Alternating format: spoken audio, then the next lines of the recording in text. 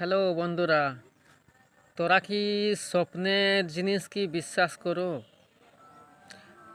যারা বিশ্বাস করো তারা এই ভিডিওটা তাদের হিসাবে।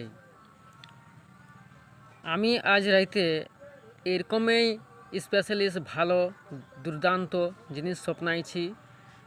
আমি স্নান করতে যাইছি, মানে যাই রহি, তো ওথা একটা কয়েন 10 টাকার কয়েন আমি ঘরের নিচে পাই আর কি, মানে ছুঁয়ে। তা ফের ওকে আমি ডুব দিয়ে দেখি ওটা সোনার সোনার কয়েন ছিল আর কি। তো একটা পালি বাঁধের ঘাটে যত লোক স্নান করতেছিল তারা সবাই বলছে, তুমি তো বদলে গেলে, তুমি তো সোনার কয়েন পেলে। তো ওরা বলছে আমি তোতকেলে খুশ হয়ে গেলি, সালা করছি সোনার কয়েন পালি, আর কোনো দুঃখ থাকবে নাই। হ্যাঁ, তখন আর একটা পালি, তো দুটা কয়েন পালি। তো ওই কয়েনগুলা সবাই বলতেছিল ওই দুটা কয়েনের দাম প্রায় 1 কোটি টাকা। তো ওটা ওই রকম সোনা এখন বর্তমানে নাই। ওই সোনাটা হচ্ছে বোধহয় 2000 বছর আগেকার সোনা, বহু টাকার মাল ওটা।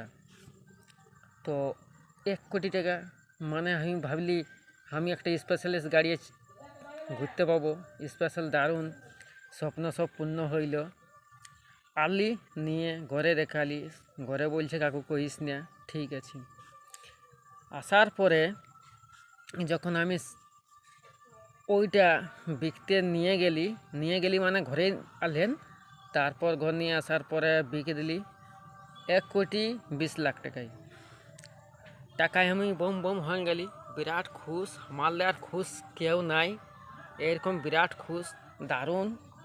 ও সঙ্গে সঙ্গে একটা মোবাইল নিয়ে নিলি 70,000 টাকায়, বেশি দামি নাই।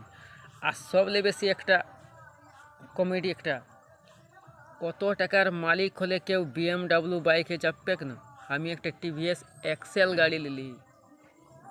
এটাই তো হচ্ছে মাইন্ড ব্লোয়িং, মানে বিরাট বুদ্ধিমানের কাজ।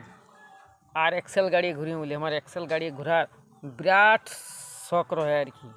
কত টাকার মালিক হতে পারি কিন্তু শখ বিরাট। তারপর ঘুরতে লাগলি, সবাই আমাকে এটা সেটা কইতে লাগলো, কইছে তুই এত টাকার মালিক আর এরকম গাড়ি। আমার যেটা শখ কইছি, তো আমার শখটা কি তোরা পূর্ণ করতে পারবে? তখন ওরা চুপ হয়ে গেল। তারপরে যখন ঘুমটা ভাঙলো, তখন কপালটায় হাত নিয়ে আর আমার কাঁদতে হইলো, সত্য চোখলে জল বাইরে হয়ে গেল। বিরাট আফসোস লাগলো, বিরাট আফসোস। কেন যে স্বপ্নে এরকম গেলে আমি হই, আর সত্য কবে